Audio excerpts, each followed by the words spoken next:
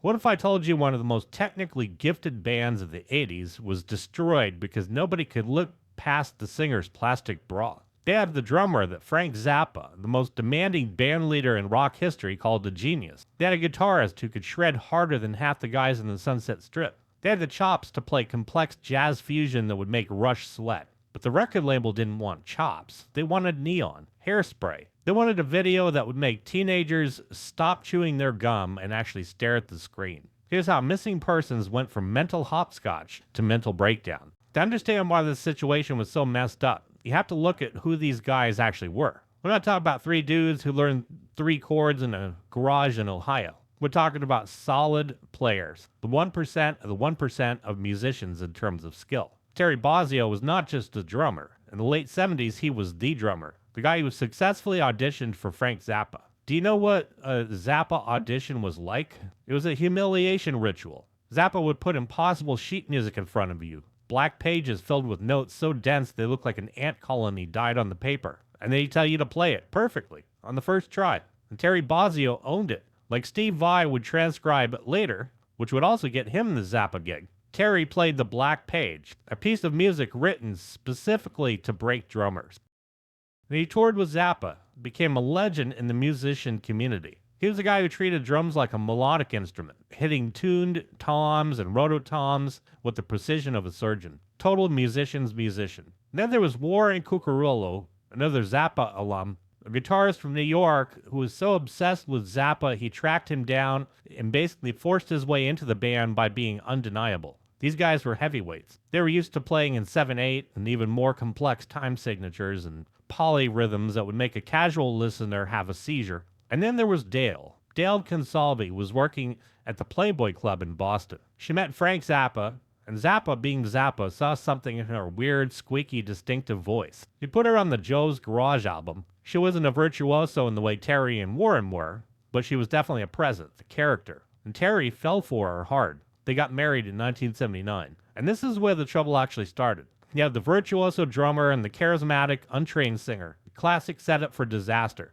But at first it actually worked. They formed a band. They grabbed Warren on guitar, Patrick O'Hearn on another Zappa guy on bass, and Frank Zappa actually gave them the push. He told them, just put a band together. The 3 of you could call yourself Cute Persons. He was joking. They didn't get the joke. They went to Ken Scott. This is the guy who produced David Bowie's Ziggy Stardust and Supertramp's Crime of the Century. And he knew how to make records sound very expensive. He knew how to make drums sound like cannons. And he looked at this weird collection of Zappa refugees and saw potential. But it was 1980. Prog was dead. Punk had happened. New wave was taking over. Kids were not wanting 20-minute drum solos anymore. They wanted synthesizers and catchy choruses. They wanted to dance. So Terry, the guy who conquered the Black Page, made a decision. He decided to dumb things down. He stripped away the complexity, straightened out the beats, took all that aggression, technical wizardry, and shoved it into a tight, frantic pop rock package. And they called themselves Missing Persons. They started playing clubs in LA. And immediately there was a problem. Nobody was listening to the drums. They were looking at Dale. Dale Bozzio didn't look like a rock singer. She looked like she had crashed a spaceship into a Tupperware factory. She dyed her hair shocking pink, blue, and purple, wore makeup that looked like geometric war paint. And the clothes, well, calling them clothes even were generous. She didn't go to some fashion designer. She went to the hardware store, bought clear plastic tubing, bought plexiglass fish bowls, bubble wrap. She'd sit there with a glue gun and construct these outfits that were half sci-fi armor, half peep show.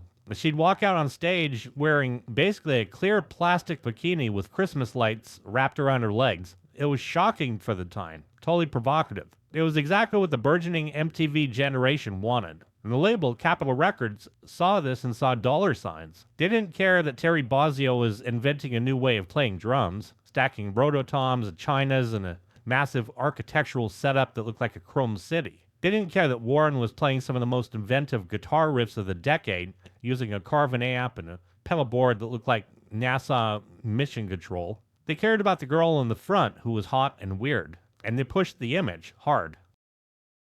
The Words video came out and it was everywhere. Dale with the squeaky hiccups, wearing mirrored glasses and plastic. The band looked like cartoons, and it worked. The debut album, Spring Session M, went gold. Walking in LA became an anthem. Destination Unknown was on every radio station. But inside the band, the rut was already settling in. Imagine being Terry Bozzio, one of the most respected musicians, playing your heart out every night, trying to sneak in little moments of brilliance, little polyrhythms and little flashes of the Zappa training. And every single night, the reviews come out. What do they talk about? Dale's boobs. They talk about her hair, talk about the makeup, call the band a fashion statement. They call them the Dale Bozzio Show. And they treated the band like they were a Milli Vanilli style fabrication put together by a casting agent. And it drove the guys absolutely out of their minds. They were serious musicians. They wanted respect. They wanted people to analyze the arrangements. Instead, they're getting asked in interviews where Dale bought her plastic pants. And then there was the touring. Touring is hard on any marriage. Touring when you're in a band with your spouse, and your spouse is the focal point of every single pair of eyes in the arena,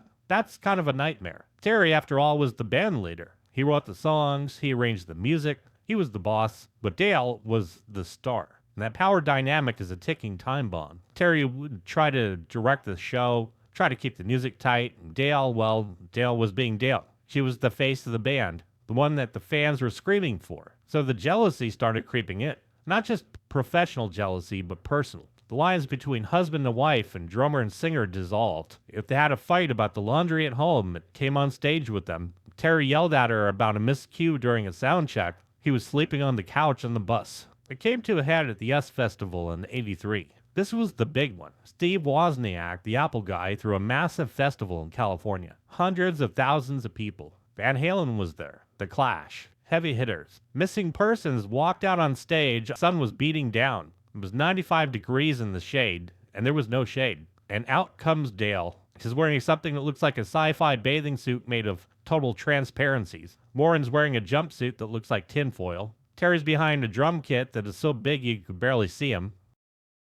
And they start playing. And for a minute, the musicianship wins. They're tight, totally aggressive. But visually, they look like aliens. They're too pop for the rockers, too weird for the pop fans, too technical for the punks. They're stranded on an island of their own design. They got through the set, but you could definitely feel the tension. They're trying so hard to prove that they belonged on a stage with the giants of rock, but the gimmick was strangling them. By 1984, the pressure was cracking the foundation. They went in the studio to record the follow-up, Rhyme and Reason, and the vibe was terrible. Fun was gone. Terry was pushing harder, trying to make the music more complex, trying to force the critics to respect them. He added more electronic percussion, more layers. His whole goal was simply to be taken more seriously. And Dale just wanted to be the star. And the label was putting a whole hell of a lot of pressure on them. They needed another Walking in L.A., another hit video. They kept pushing Dale to be sexier, weirder, louder. Treated the guys like hired hands. And Terry Bozzio, the genius, was being treated like a sideman in his own marriage. And then the touring started for the second album, and that's when the bomb finally went off. The marriage was effectively over.